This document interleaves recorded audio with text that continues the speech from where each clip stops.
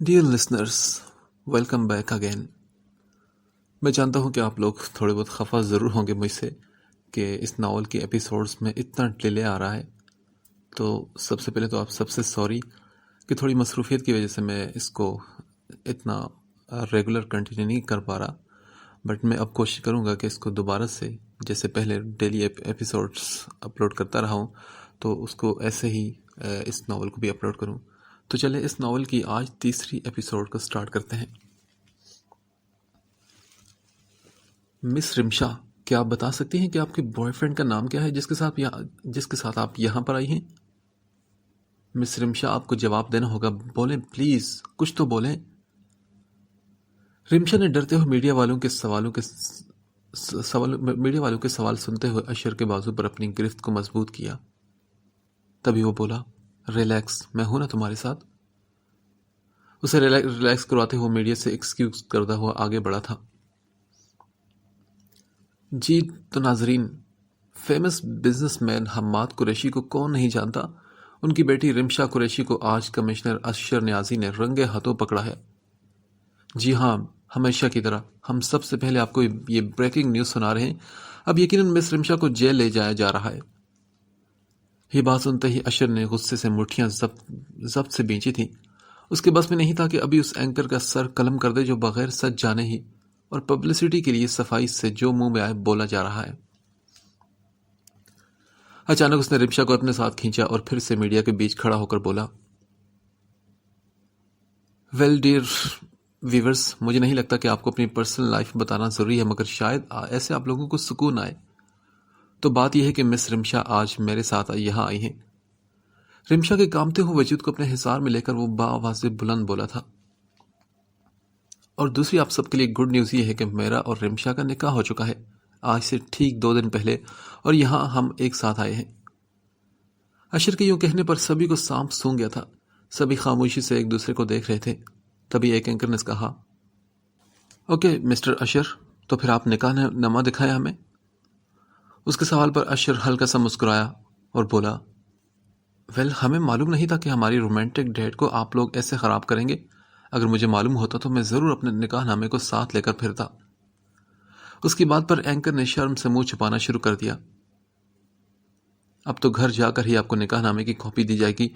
Now please excuse अस, मेरी wife की तबीयत ठीक नहीं। आराम से उन्हें जवाब देते हुए रिमशा को लिए गाड़ी में बैठकर अपनी सीट पर आया।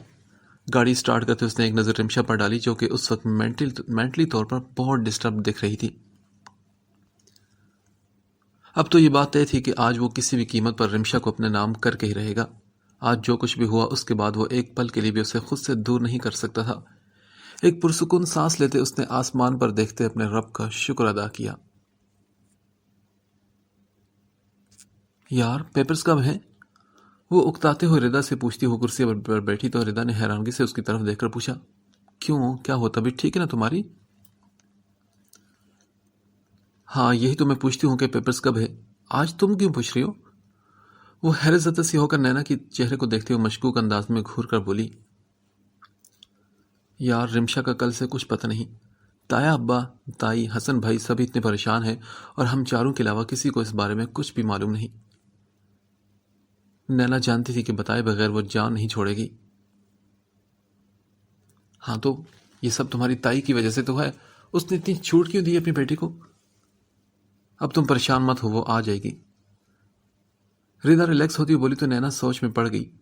अशर किस कदर चाहता था रिमशा को, यह बात नैना के अलावा और कौन जान सकता था। वो बहुत परेशान थी कि अगर अशर को मालूम हुआ तो उसका क्या बनेगा।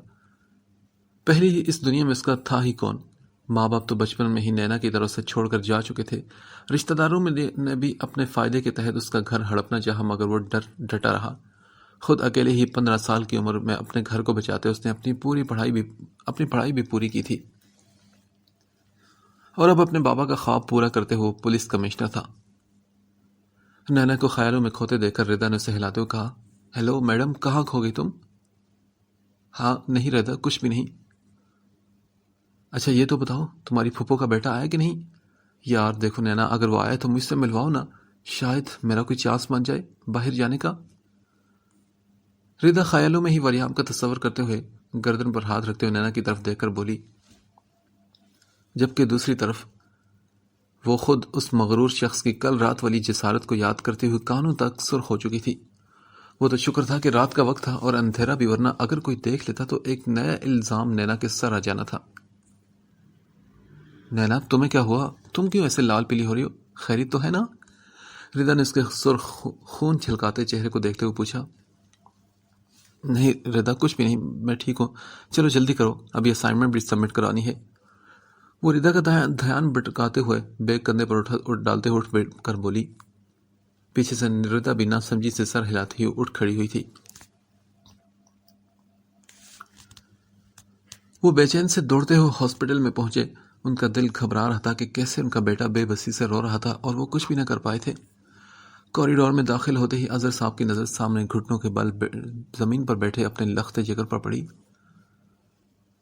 ان کا دل جیسے بند ہونے کو قریب ہو گیا تھا۔ وہ بے جان ہوتی ٹانگوں سے دوڑتے ہوئے رافع کے پاس پہنچے۔ رافی میری جان؟ اس کے پاس بیٹھے اس کا کندھے پر ہاتھ رکھ کر بولے تو رافع نے حیرانگی سے انہیں دیکھا۔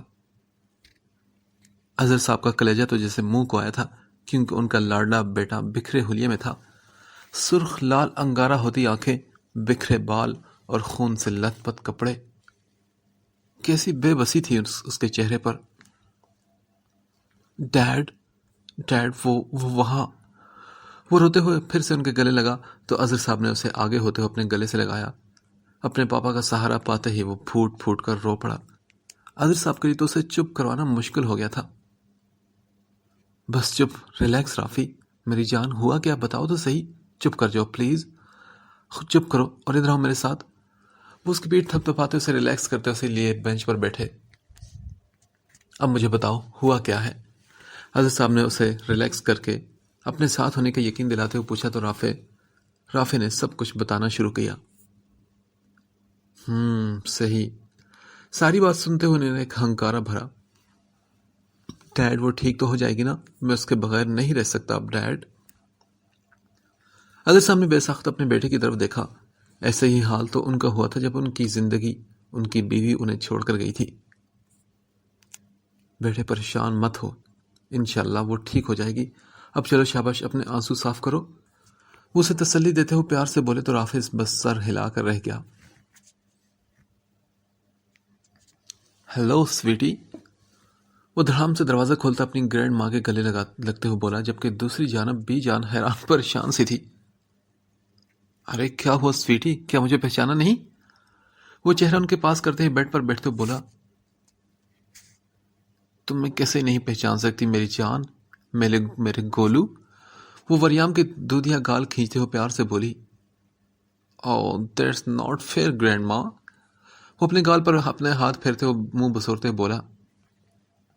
بالکل اپنے بابا پر گیا ہے ماشاءاللہ۔ وہ اس کی پیشانی چومتے ہوئے بولی، جبکہ دوسری طرف وریام نے چہرے کا ایک اور اینگل بنایا۔ اس کی ہمیشہ سے یہی خواہش تھی کہ وہ اپنی موم کی جیسا ہو، مگر اس کی قسمت کہ وہ اپنے ڈیڈ جیسا دکھتا تھا۔ ہاں، مگر وریام میں شرافت ان سے زیادہ تھی، اور ایسا صرف وریام کو ہی لگتا تھا۔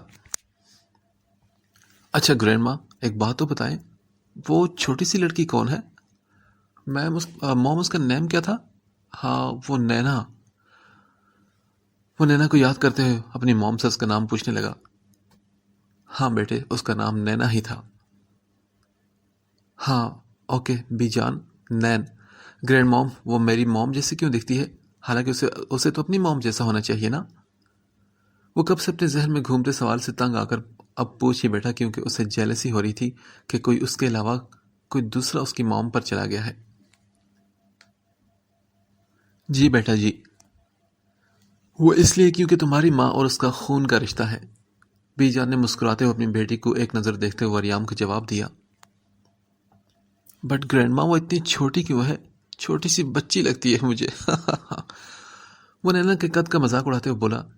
اس سے پہلے کہ شمائلہ یا پھر بی جانوں سے ٹوک دی، پیچھے سے آتی نینا کی آواز پر سبھی حیران ہوئے۔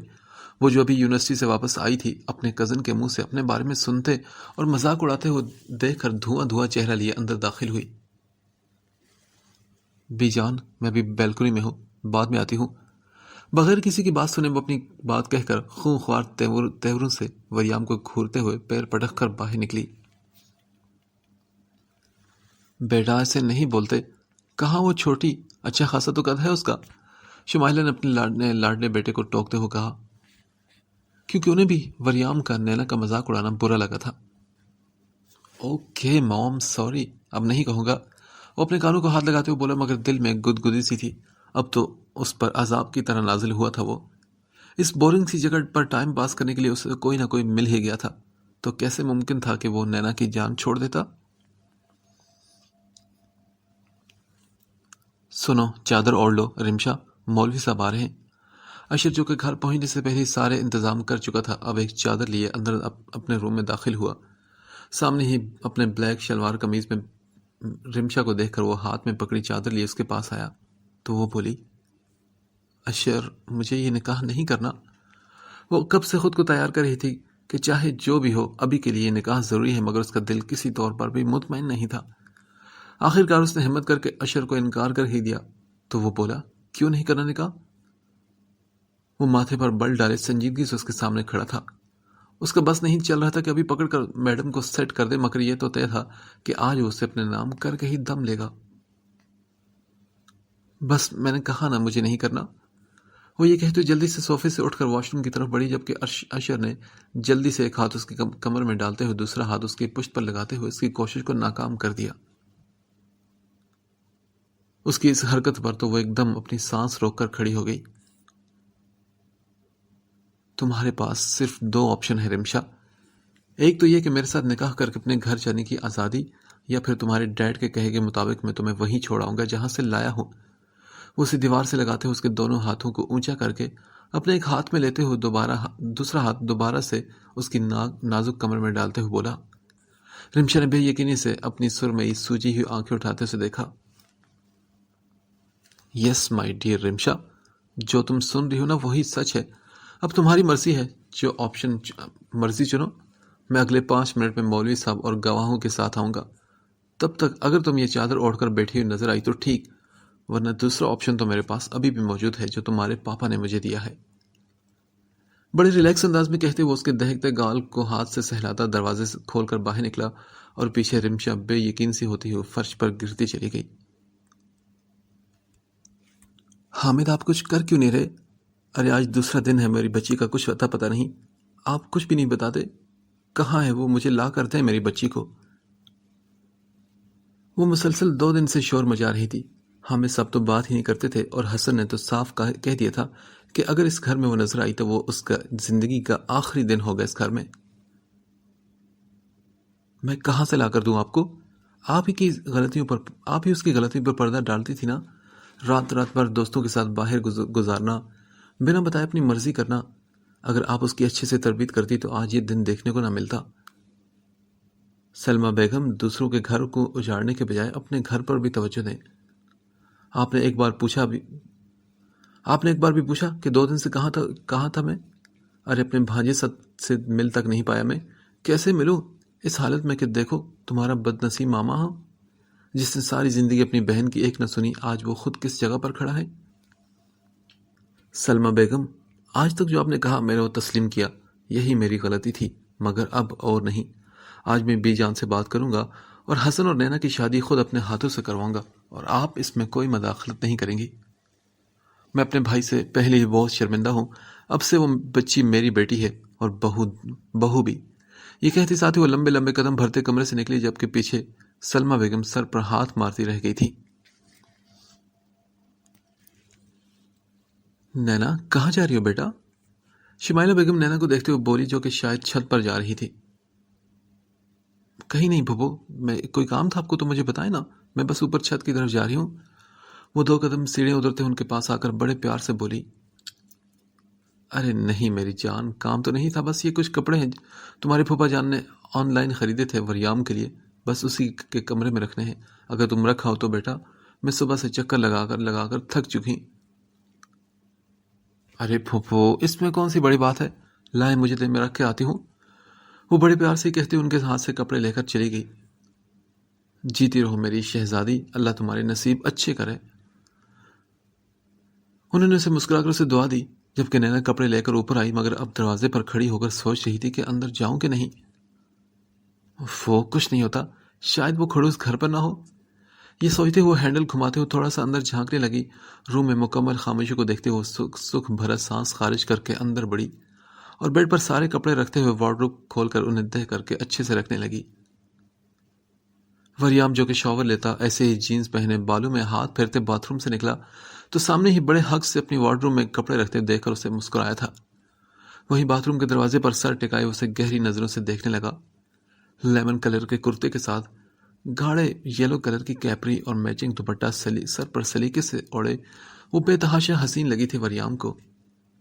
ایسا نہیں تھا کہ اس نے کوئی حسن نہیں دیکھا تھا۔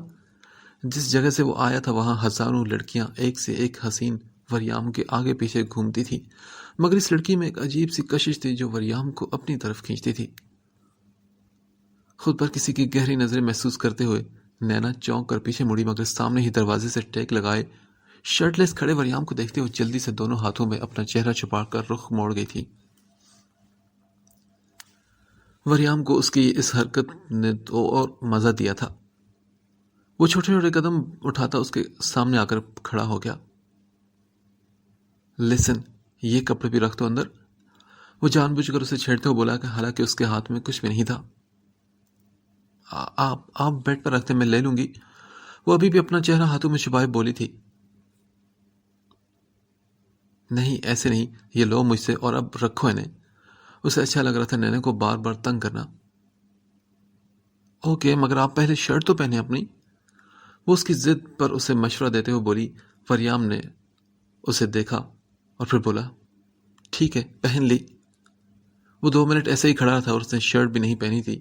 اس نے جھوٹ بولا اور نینا نے شکر بھری سانس خارج کرتے ہوئے ہاتھ چہرے پر سے ہٹائے، مگر سامنے ہی وریان کو پھر سے اسی حالت میں دیکھ کر وہ شرم سے نظریں جھکاتی دوبارہ ہاتھ آنکھوں پر رکھنے لگی تھی کہ وریام نے فوراً سے اس کے ہاتھ پکڑنے کے لیے اس کے ہاتھ پکڑ کر اس کی کوشش کو ناکام بنا دیا۔ نینا نے شرم اور غصے سے اسے دیکھنا چاہا، مگر خود ہی شرمسار ہو کر نظریں جھکا گئی تھی۔ اچھا ایک بات تو بتاؤ، کیا تم مجھ سے ناراض ہو؟ وہ غور سے اس کے چہرے کو دیکھتے ہوئے پوچھنے لگا، مگر جواب نہ ملنے پر سوچ میں پڑ گیا۔ اچھا سنو، تمہیں کسی نے بتایا نہیں کہ تم ایک چھوٹی سی بچی لگتی ہو؟ وہ اپنی ہنسی دباتے ہوئے بولا۔ اس کی بات پر نینا نے اسے گھورا تو وہ بولا اوہ سوری، بیبی کو غصہ آ گیا ہاں؟ وہ نینا کے گھورنے پر اسے مزید تپانے لگا تھا۔ پلیز ہاتھ چھوڑے میرا وریام بھائی، وہ غصے سے اسے گھورتے ہوئے بولی۔ اس کا بس نہیں چل رہا تھا کہ وریام کے بال نوچ ڈالے، جو اسے چھوٹی اور بیبی پتہ نہیں کیا کیا کہہ رہا تھا۔ کیا کہا؟ بھائی؟ یار بھائی نہیں پلیز، میرے پاس آلریڈی ایک بہن ہے اور نہیں چاہیے مجھے، وہ منہ بسورتے ہوئے بولا۔ اسے کہاں گوارا تھا کہ کوئی لڑکی سے بھائی بولے۔ نینا نے حیرانگی سے اسے دیکھا، پھر بولی مجھے دادو بلا رہی ہیں۔ وہ زبردستی اپنا ہاتھ چھڑاتے ہوئے یہ کہہ کر باہر کی طرف بھاگ گئی تھی۔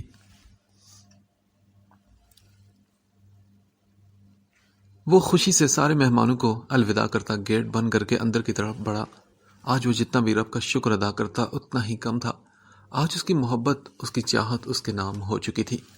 اسے یقین تھا کہ رمشا اس نکاح سے نہ نہیں کرے گی، اور ایسا ہی ہوا تھا۔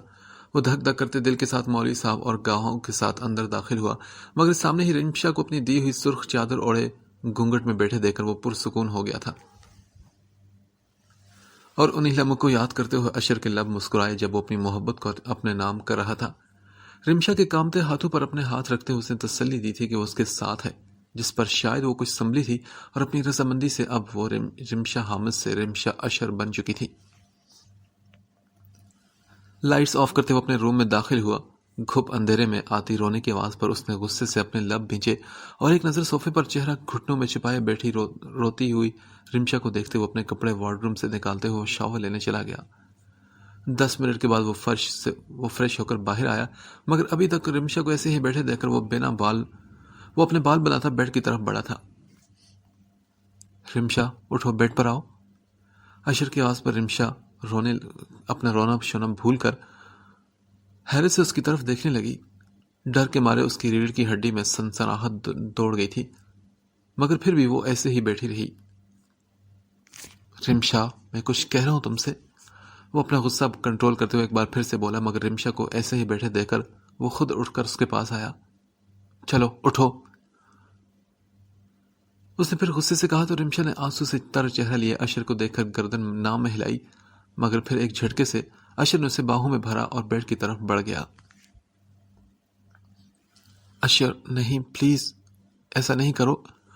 وہ ایک دم سے ڈر کر اس کی شرٹ کو مٹھی میں مضبوطی سے جکڑتے ہوئے بولی تھی، مگر اس کی بات سنی انسنی کرتا ہوا اسے لے کر بیڈ پر لٹانے لگا، مگر اچانک وہ اس کے احسار کو توڑ کر دوسری جانب سے نیچے اتر گئی اور پھر ایک جانب دیوار کے ساتھ ٹیک لگا کر اپنی سانس کو کنٹرول کرتے ہوئے اشر کو دیکھنے لگی جو اسے دیکھ کر مسکرا رہا تھا۔ اس کے بکھرے کالے بال، سرخ پڑتی رنگت اور اوپر سے اشر کے ہی پہنے بلیک سوٹ میں وہ تھر تھر کامتی اس کے سینے میں اٹھتے طوفان میں مزید طوفان بھڑکا گئی تھی۔ Ashar please no, don't do this, وہ اسے اپنی جانب بڑھتے دیکھ کر فوراً بولی تھی، جبکہ دوسری طرف وہ بغیر کسی بھی چیز کی پرواہ کیے اس کے بالکل سامنے آ کر کھڑا ہو کر اس کے دائیں اور بائیں ہاتھ ٹکاتے ہوئے چہرہ اس پر جھکا گیا تھا۔ اس کی گرم جھلسا دینے والی سانسوں کو اپنے چہرے پر محسوس کرتے ہوئے رمشا نے اپنی آنکھوں کو مضبوطی سے بند کر کے اپنا نچلا ہونٹ دادو تلے دبایا تھا۔ وہ جو اتنے قریب سے اس کے ایک ایک نقش کو اپنے دل میں بساتا مدہوش سا ہوتا اسے دیکھ رہا تھا، ایک دم اس کے ہونٹ کو دانتوں تلے دبانے پر چڑھتا ہوا اپنے بائیں ہاتھ کے انگوٹھے سے اسے دانتوں سے آزاد کروا گیا۔ رمشا نے ڈر کر اپنی سانس بھی روک لی تھی، اس کا پورا وجود ڈر سے کانپ رہا تھا۔ بہت اچانک اس نے ایک بار آنکھیں کھولتے سامنے دیکھا، مگر سامنے ہی اشر کی مدہوش نظریں خود پر پڑتے ہی وہ شرم سے چہرہ جھکا گئی۔ ڈر لگ رہا ہے کیا؟ اچانک سے ایک ہاتھ اس کی کمر میں ڈالتے ہوئے اسے خود میں بیچ کر اس کے کان میں سرگوشی کرنے لگا۔ اب وہ کیا کہتی، اس میں ہمت ہی کہاں تھی کچھ بولنے کی۔ وہ خاموشی سے اس کے سینے میں منہ دیے کھڑی رہی، جسے محسوس کرتے وہ گہرا مسکراتے ہوئے دوسرا ہاتھ اس کے بالوں میں ڈالتا ہلکا سا کھینچتے اس کا چہرہ اوپر کر گیا۔ اس کے سرخ چہرے کو دیکھتے ہوئے اب اس کی نظریں ایک اس کی نرم و نازک ہونٹوں پر تھی۔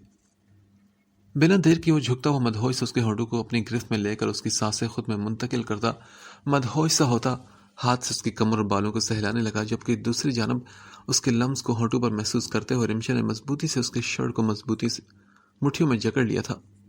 اس کی ٹانگیں بے جان ہو چکی تھی، جسے محسوس کرتے ہوئے اشر نے بڑی مضبوطی سے اسے اپنی گرفت میں لے کر اوپر اٹھایا اور بیڈ پر جا کر لٹا دیا۔ سانس رکنے پر رمشا نے دونوں ہاتھوں کے مکے بناتے اس کے سینے پر مارنے شروع کر دیے، جس پر اشر ہوش میں آتا اپنا چہرہ اونچا کر کے اسے دیکھنے لگا، جو شاید تیز تیز سانسیں لیتی اپنی سانس کو بحال کر رہی تھی۔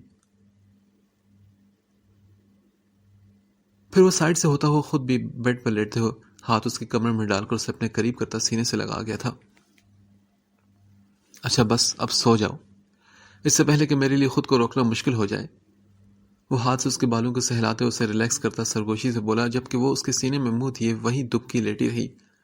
ایک سرد آہ خارج کرتے ہوئے وہ ہلکی سی جلتی لیمپ کی لائٹ کو بجھاتے ہوئے خود رمشا کے بالوں میں منہ دے کر گہرے سانس بھرتے خود کو پرسکون کرنے لگ گیا تھا۔ رات کے 9 بجے وہ پریشان سی ٹیرس پر آگے پیچھے چکر کاٹتی دونوں ہاتھوں کو بے چینی سے مسل رہی تھی۔ آج اس کی قسمت کا فیصلہ ہونے والا تھا، اور وہ بھی ایک ایسے شخص کے ساتھ جو خود ہی اس پر واضح کر چکا تھا کہ وہ اس کے لیے کیا اوقات رکھتی ہے۔ بے چینی سے کچھ بھی سمجھ نہ آنے پر وہ اپنے ناخن منہ میں ڈال کر چبانے لگی۔ اچانک سے وریام کی آواز اس نے سنی تو وہ سائڈ سے ہوتی دیوار سے لگ گئی۔ گہری تاریکی میں وہ اس کی پشت کو گھورنے لگی۔ اس کا بالکل موڈ نہیں تھا اس وقت کہ وہ وریام کا سامنا کرتی اور پھر وہ اس کا کسی نئی بات پر مذاق بناتا، اس لیے وہ اس سے چھپ گئی تھی، اور اس سے پہلے کہ وہ دروازے کی طرف جاتی وریام کی آواز پر اس کے قدم تھم گئے۔ وہ رک گئی کچھ سوچتے ہوئے، شاید کہ وہ موبائل پر کسی سے بات کر رہا تھا، اور وہ جو خود بھی پہلی بار کسی پاکستانی میٹنگ میں جانے کو سوٹ بوٹ پہنے بالکل ریڈی تھا کہ اچانک سے فون پر آتی لیلا کی کال پر وہ دروازے پر رک کر اوپر ٹیرس پر آ گیا۔ وہ نہیں چاہتا تھا کہ اس کی موم یا ڈیڈ کوئی بھی ڈسٹرب ہو، اس لیے کچھ سوچتے ہوئے ٹیرس پر آتے ہی کال یس کر کے کان سے لگا گیا تھا۔ وی where are you? I need to talk to you. Leela بے چینی سے وریام کی کال پک کرتے ہوئے جھٹ سے بولی تھی۔ ہاں بولو، کیا کام ہے یار؟ کیوں بار بار کال کر کے تنگ کریو؟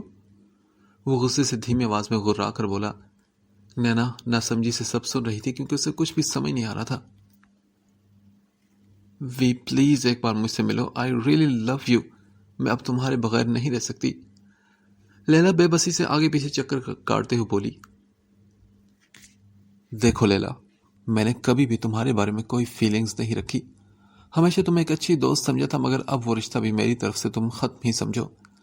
تم جانتی ہو نا کہ لڑکیاں میرے لیے بالکل کپڑوں کی جیسی ہیں، آج ایک تو کل کوئی دوسری، اور اب ویسے بھی میرا تم سے دل بھر چکا ہے. سو انجوائے یور لائف، اور اب مجھے کال مت کرنا.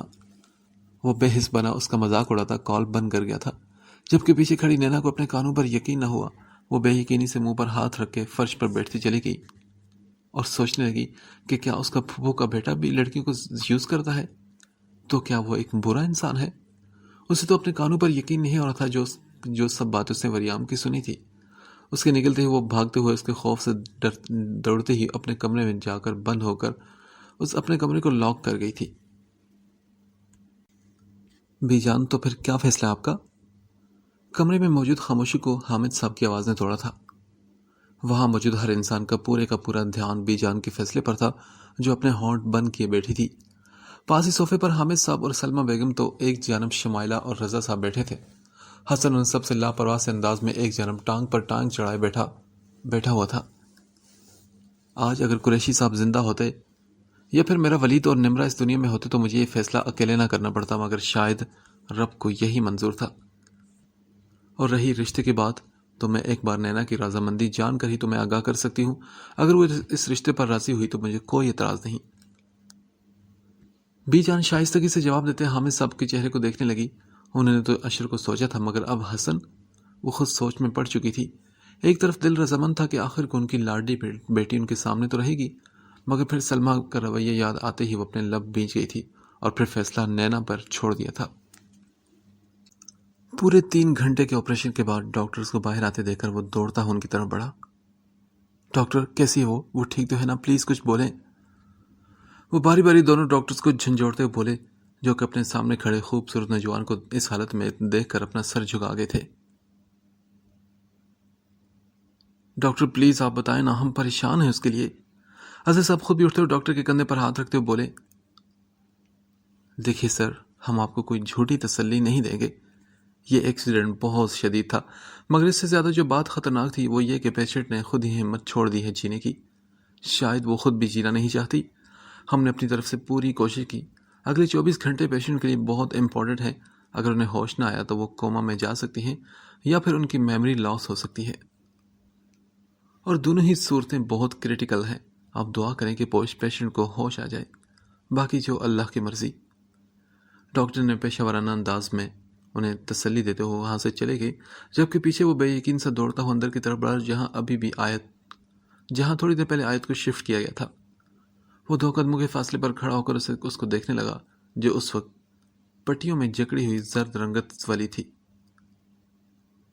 اسے بالکل پہلے جیسی آیت نہ لگی تھی. وہ شدت سے ضبط سے اپنے ہونٹ کو دانتوں تلے کچلنے لگا. عزیز صاحب نے آگے ہوتے اسے اپنے ساتھ لگایا تو وہ بولا، ڈیڈ مجھے آیت سے کچھ بات کرنی ہے اکیلے میں. وہ اپنے آنسو پہنچتے ہوئے اپنے ڈیڈ اور آیت کو دیکھتے ہوئے بولا. عزیز صاحب اس کی بات سن کر بنا کچھ کہے باہر جاتے ہوئے دروازہ بند کر گئے تو وہ دھیرے دھیرے قدم اٹھاتا اس کے پاس آ کر کھڑا ہو گیا. آیت زخموں سے چور زرد پڑتی رنگت کے ساتھ بے ہوش تھی. آہستگی سے جھکتے اس نے اپنے لب آیت کے ماتھے پر لپٹی سفید پٹی پر رکھے. تبھی بے اختیار ایک آنسو اس کی آنکھ سے پھسلتا ہوا آیت کے گال پر جا گرا. ہے آیت، گیٹ اپ یار پلیز. دیکھو تم یوں لیٹی بالکل بھی اچھی نہیں لگ رہی. ایک بار تو اٹھ جاؤ، پھر آئی سویئر کہ میں تمہیں کبھی بھی تنگ نہیں کروں گا. میں تم سے کوئی بھی سوال نہیں پوچھوں گا، بس ایک بار اٹھ جاؤ. یو نو نا کہ میں اب تمہارے بغیر نہیں رہ سکتا. جانتی ہو تم کہ میں محبت کرنے لگا ہوں تم سے، بس اسی لیے مجھے تنگ کرنے کو یوں لیٹی ہونا. مگر تمہارے اس طرح سے لیٹنے یا پھر بات نہ کرنے سے میں تمہاری جان چھوڑنے والا نہیں. تم میری بات سن رہی ہو نا؟ مسلسل بہتے آنسو کو ہاتھ کی پوچھ سے رگڑتے ہوئے بے بسی سے بولا. اس کا بس نہیں چل رہا تھا کہ ابھی اسے کھینچ کر اپنے سینے سے لگا لے، اپنی تڑپ اس میں منتقل کر دے، مگر وہ بے بس تھا. وہ کچھ بھی نہیں کر پا رہا تھا. اچھا لسن، ایک ڈیل میرے پاس اور بھی ہے اور تمہیں ضرور پسند آئے گی. وہ وہیں بیڈ پر ایک جنم تھوڑی سی جگہ بناتے ہوئے بیٹھ کر بولا، ایسے جیسے وہ اس کی ساری باتیں سن رہی ہو. اوکے، تو ڈیل یہ ہے کہ اب تم وری واپس جب آئے نا تو اسے سب کچھ بتا دینا کہ کیسے کیسے میں نے تمہیں تنگ کیا اس کی بہن کو ڈرایا دھمکایا بھی تھا۔ دیکھو اب یہ تنگ کرنا چھوڑ دو، اب تو ڈیل کر لو میرے ساتھ، خاموشی سے خود ہی اٹھ جاؤ، اگر میں نے اٹھایا نا تو پھر تمہیں بہت شکایتیں ہوں گی مجھ سے، اور میں اب تمہاری ناراضگی کو اس سے زیادہ برداشت نہیں کر سکتا۔ باتیں کرتے ہوئے ایک دم اس کے ذہن میں ایک بات آئی، اس کے چہرے کے تاثرات بدلے، وہ آہستگی سے اٹھتا آیت کی پیشانی چومتا ہوا باہر کی طرف بڑھ گیا تھا۔ کھڑکی سے آتی ہلکی سی روشنی اور چڑیوں کی چہچہاہٹ سے وہ آنکھیں مسلتے اٹھی، تبھی خود کو عشر کی تنگ گرفت میں پاتے ہی وہ منہ ٹیڑھا کر کے رخ دوسری طرف کر کے لیٹ گئی تھی۔ گھنی پلکیں، کھڑی ناک، درمیانے ہونٹ اور ہلکی سی بڑی شیو میں اس کی سانولی رنگت مزید پرکشش دکھائی دے رہی تھی۔ رمشا نے منہ ٹیڑھا سا کر کے اسے دیکھتے ہوئے کہا، ویسے اتنا بھی برا تو نہیں ہے، اور پھر تھوڑا سا اٹھتے ہوئے سر اس کے کشادہ پھیلے بازو پر رکھ دیا۔ اس سے پہلے کہ وہ کوئی شرارت کرتی، عشر کی آواز نے اسے روک دیا۔ رمشا سو جاؤ میری جان، کیوں تم مجھے آزما رہی ہو؟ کیا چاہتی ہو تم؟ رات کو جو کام رہ گیا تھا اسے ابھی پورا کر دوں؟ وہ مسکراتا ہوا جھٹکے سے اس کے اوپر آتے ہوئے اس کی پھیلی آنکھوں میں دیکھتے ہوئے بولا۔ دوسری جانب وہ حیرانگی سے اسے دیکھنے لگی اور پوچھنے لگی، کیا آپ جاگ رہے تھے؟ اس کی بات پر وہ مسکراتا اس کی دونوں آنکھوں کو چومتا اسے دیکھنے لگا اور بولا، میں جاگ نہیں رہا تھا کیونکہ آج رات میں سویا ہی نہیں پایا۔ وہ اپنا ماتھا اس کے ماتھے سے ٹکاتے ہوئے مسرور سا بولا۔ رمشا کی سمجھ میں تو کچھ نہ آیا، مگر اس کی آنکھوں میں دیکھتی ہوئی خاموش ہوگی۔ بس اب کوئی شرارت مت کرنا، پھر بدلے میں اگر میں نے کوئی شرارت کر دی نا تو تمہیں ہی شکایت ہونی ہے۔ وہ باری باری اس کے دونوں گال چومتا یہ کہہ کر بیڈ سے اتر کر باہر کی طرف بڑھ گیا۔ پیچھے رمشا بھی شکر بھری سانس لیتی ہوئی سر تکیے پر ٹکا گئی تھی۔ گہری پھیلی تاریکی میں وہ اٹھتی ہوئی لائٹ آن کر کے ٹائم دیکھنے لگی، مگر خود کو اپنے روم میں پاتے ہی وہ حیرت زدہ سی ہوئی، مگر پھر اسے خود ہی یاد آ گیا کہ کل رات کیسے وہ وریام کی باتیں سنتے ہوئے اپنے روم میں آئی تھی۔ وہ اٹھ کر وضو کر کے نماز پڑھنے لگی۔ نماز پڑھتے ہی وہ بی جان کے روم میں جانے کو نکلی۔ اس وقت اس کا دماغ حسن کو بھولے بیٹھا تھا۔ اسے وریام سے خوف محسوس ہو رہا تھا کہ کہیں وہ اسے کوئی نقصان نہ پہنچا دے۔ انہی سوچوں میں گھری وہ بی جان کے روم کے پاس جاتی، دروازہ کھولتی کہ پیچھے سے آتے کسی کے مضبوط ہاتھوں نے اسے اپنی طرف کھینچ لیا۔ ایک ہاتھ نینا کے منہ پر رکھتے ہوئے اس کی چیخ کو منہ میں دبا دیا تھا اس نے۔ کیا ہوا؟ کیا تم ہر وقت چیختے رہتے ہو؟ میں ہوں وی۔ اس کے منہ پر ہاتھ رکھ کر دبے لہجے میں بولا۔ دوسری جانب نینا ڈری سہمی اسے دیکھ کر سوچنے لگی کہ پتہ نہیں اب کیا کرے گا وہ اس کے ساتھ۔ وریام اسے پکڑتے اپنے روم میں لے آیا۔ ناؤ لسن، کہاں تھی تم کل رات سے؟ تمہیں ذرا سا بھی اندازہ ہے کہ میں یہاں پر پوری رات سو نہیں سکا؟ اور تم نہ جانے کہاں غائب ہو؟ تمہیں معلوم ہے کہ کل جو میٹنگ ہوئی اس میں کیا کہا تمہارے تایا نے، ماموں نے؟ وہ مسلسل آگے پیچھے چکر کاٹتے بولے جا رہا تھا، یہ جانے بغیر کہ وہ خود اس وقت اس سے ڈر رہی تھی۔ وہ چاہتے ہیں کہ حسن اور تمہاری شادی ہو جائے گی، اور گرینڈ ماں نے بھی ساری بات تم پر ڈالی ہے۔ کل رات وہ لیلا سے بات کرتے جیسے ہی روم میں گیا تو اس کی موم نے اسے یہ خوشخبری سنائی تھی، جسے سنتے ہی اسے ایک عجیب سی فیلنگ محسوس ہوئی۔ وہ خوش ہونا چاہتا تھا مگر وہ خوش نہیں ہو پا رہا تھا۔ وہ اپنی اندرونی کیفیت سے خود بھی پریشان اور تنگ آیا ہوا تھا۔ ایک دم سے اس کے پاس گھٹنوں کے بل بیٹھتے ہوئے اس کے دونوں ہاتھوں کو اپنے ہاتھوں میں مضبوطی سے تھامتے ہوئے اسے دیکھنے لگا۔ نینا اس کی بھوری سرخ انگارہ ہوتی آنکھوں میں دیکھتے ہوئے کھو سی گئی تھی۔ لسن، میں چاہتا ہوں کہ تم اس شادی سے انکار کر دو۔ کیوں انکار کر دو یہ میں خود نہیں جانتا، بٹ میرا دل چاہتا ہے کہ تم یہ شادی نہ کرو۔ وہ مسلسل اس کی آنکھوں میں اپنی بھوری آنکھیں گاڑے ہوئے بولا تھا۔ اگر میں ہاں کر دوں تو؟ کچھ سوچتے ہوئے نینا نے فوراً سے کہا، مسکراتے ہوئے ایک ہاتھ اس کی گردن میں ڈالتے ہوئے اسے اپنے نزدیک کر گیا اور بولا، ایسا سوچنا بھی مت نین، تم شاید ابھی مجھے جانتی نہیں۔ ابھی میں خود اپنے دل کی بات کو سمجھ نہیں پا رہا کہ وہ کیا چاہتا ہے، بٹ میں قسم کھاتا ہوں کہ جس دن مجھے وہ بات سمجھ آ گئی نا، اس دن یہ دنیا تو کیا تم خود بھی اپنے آپ کو مجھ سے بچا نہیں پاؤ گی۔ اس کی آنکھوں میں ایک جنون تھا۔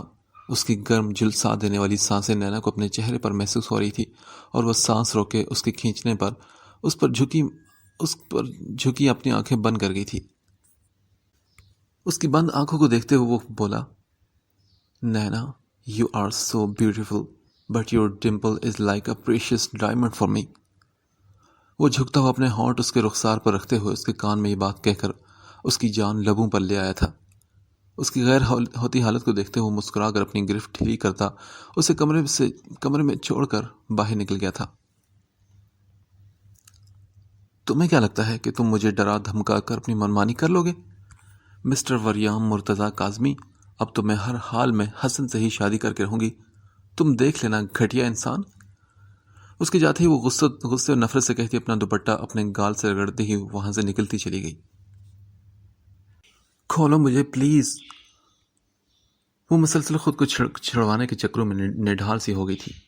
اس وقت وہ ڈری سہمی چاروں طرف پھیلے جنگل اور سنسان جگہ سے گھبراتے ہوئے دعائیں پڑھنے لگی. اسے نہیں معلوم تھا کہ رافق کیسے صبح اچانک ہی اس کے ہاسٹل روم میں آتے ہی اسے اٹھا کر زبردستی کسی سنسان جگہ پر لے آیا تھا.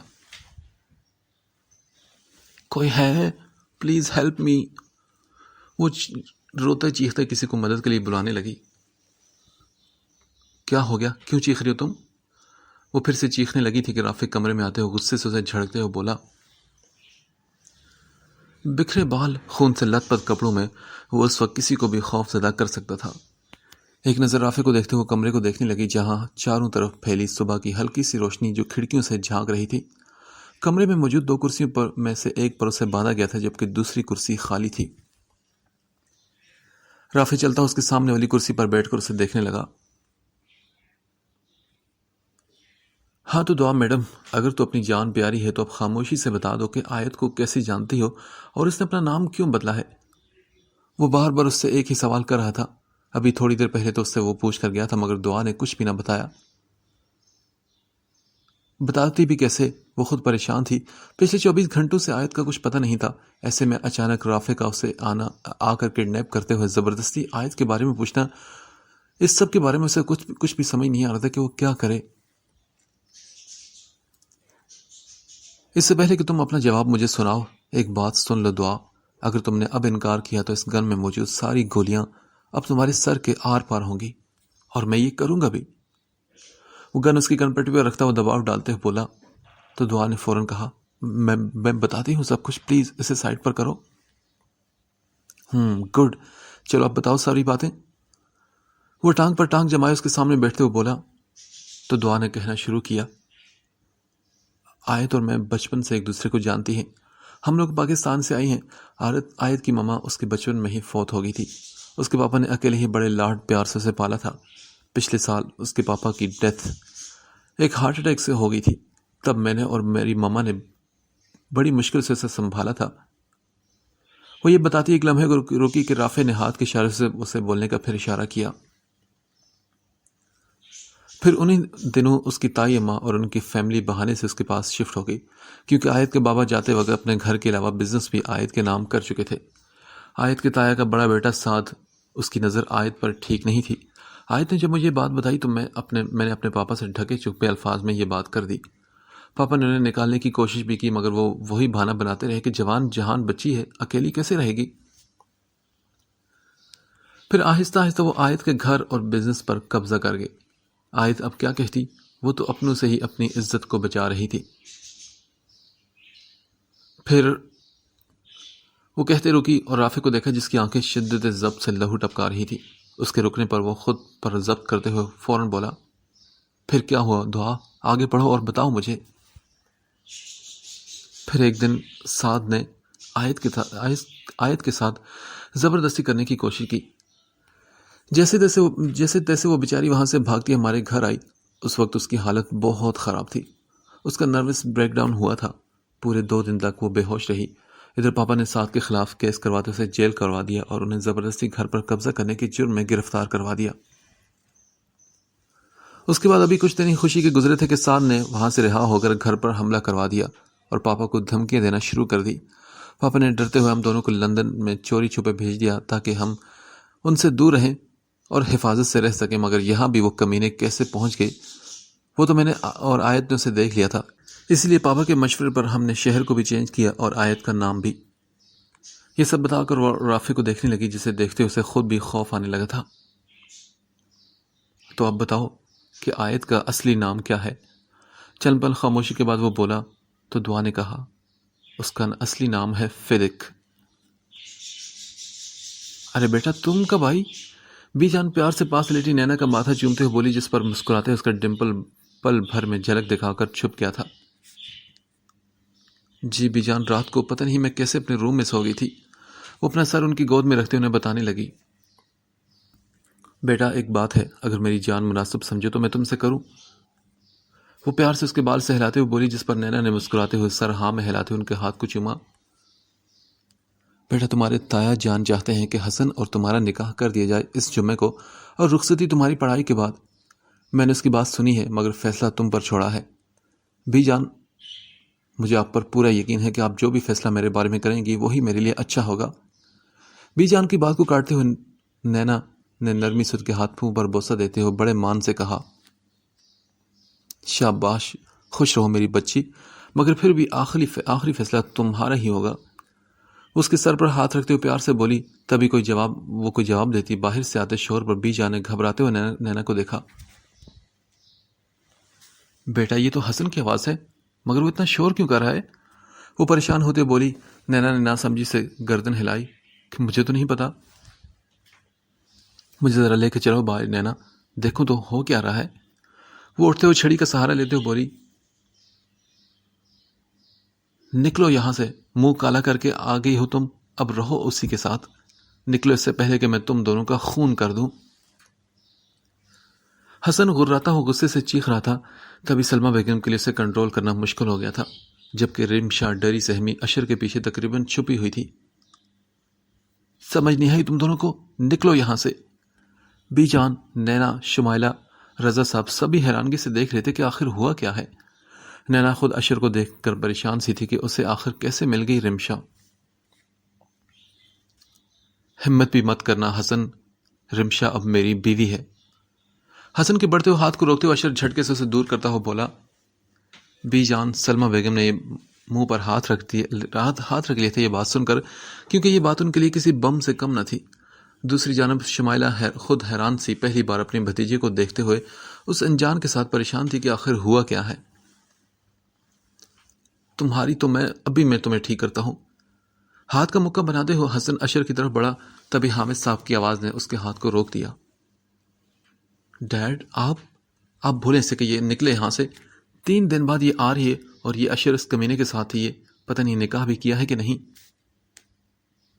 ان کے آتے ہی حسن شروع ہوا، مگر حامد صاحب نے کہا، بس خاموش ہو جاؤ حسن، میں باپ ہوں اس کا، تمہارا بھی، تم نہیں، اور یہ نکاح میری رضامندی سے ہوا ہے۔ حامد صاحب کی آواز پر پورے ہال میں خاموشی چھا گئی۔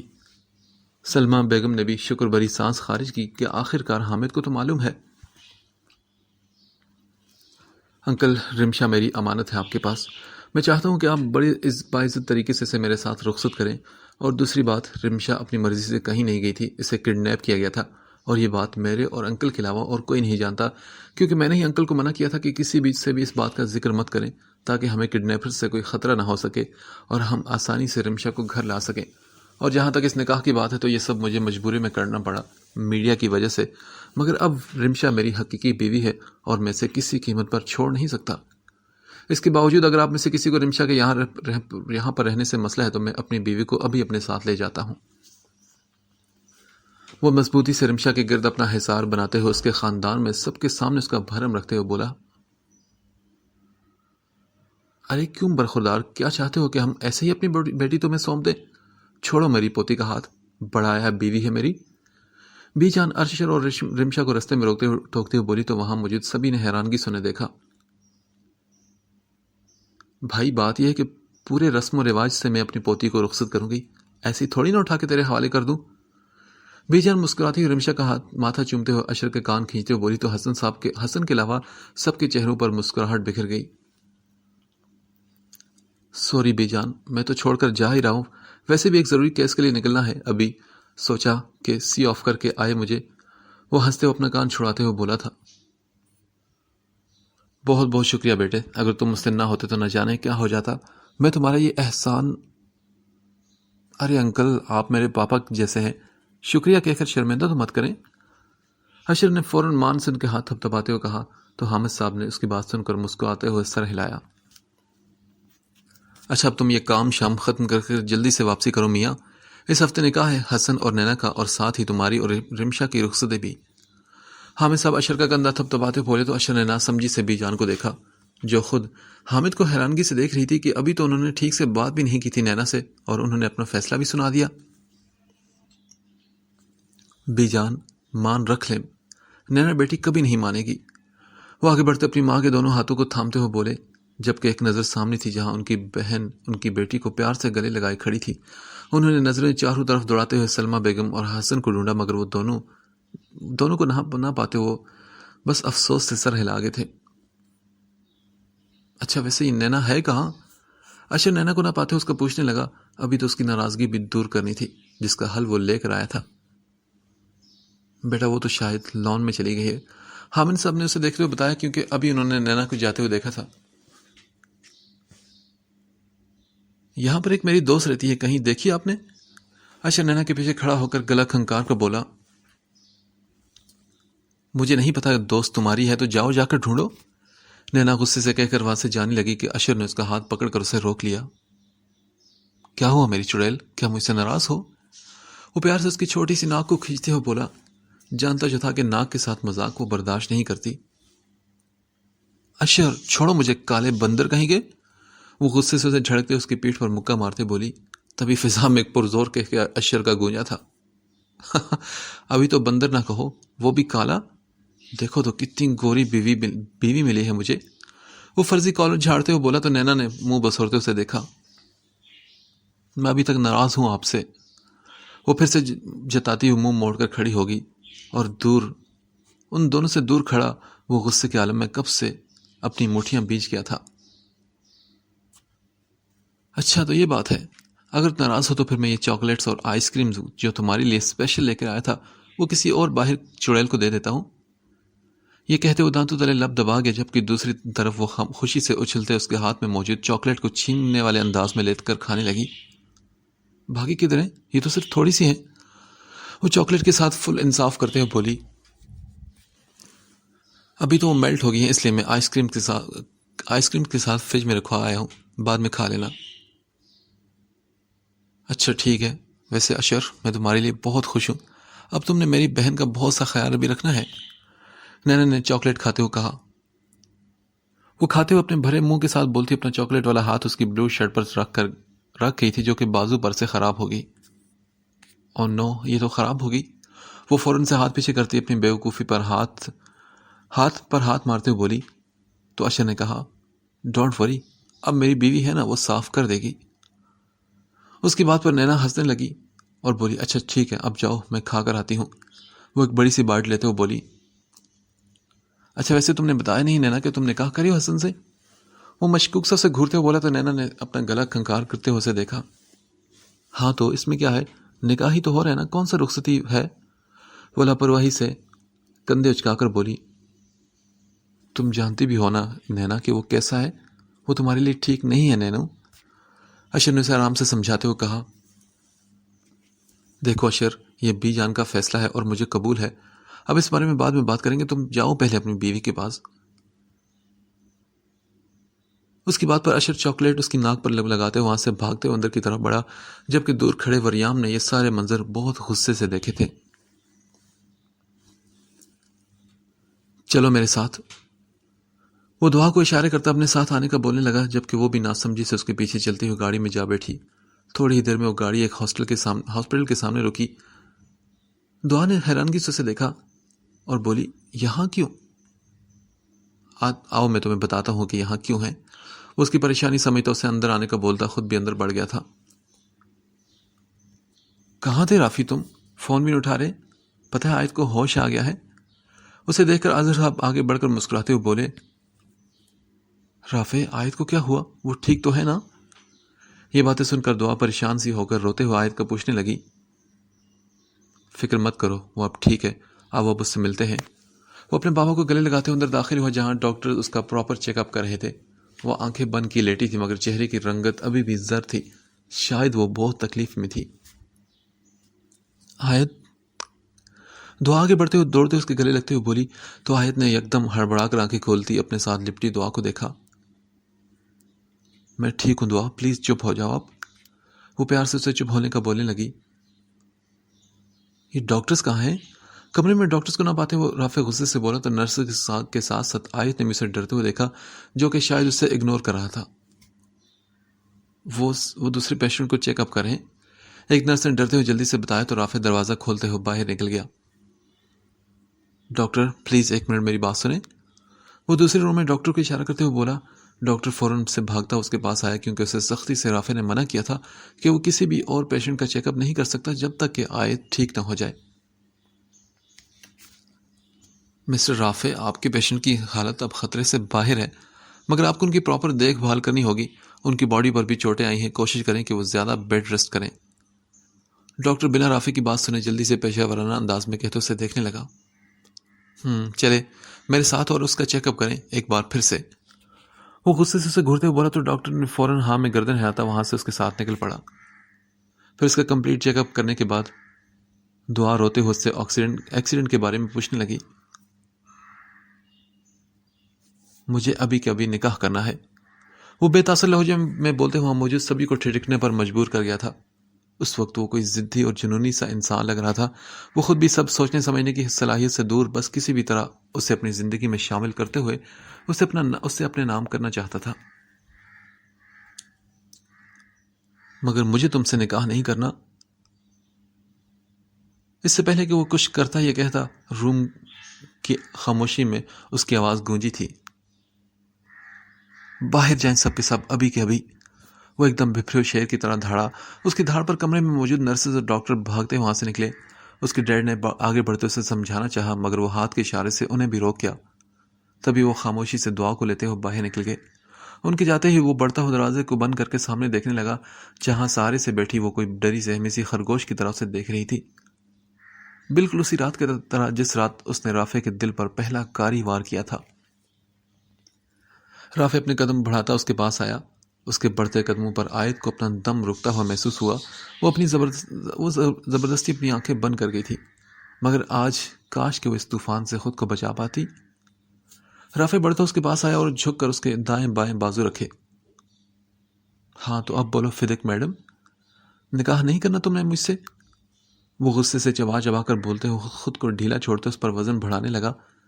تبھی فدق نے دھک سے آنکھیں کھولتے ہوئے رافع کی گولڈن شیڈ آنکھوں میں دیکھا، جہاں اسے اپنے لیے جذبات کا ایک طوفان نظر آیا تھا۔ کچھ پوچھا ہے میں نے؟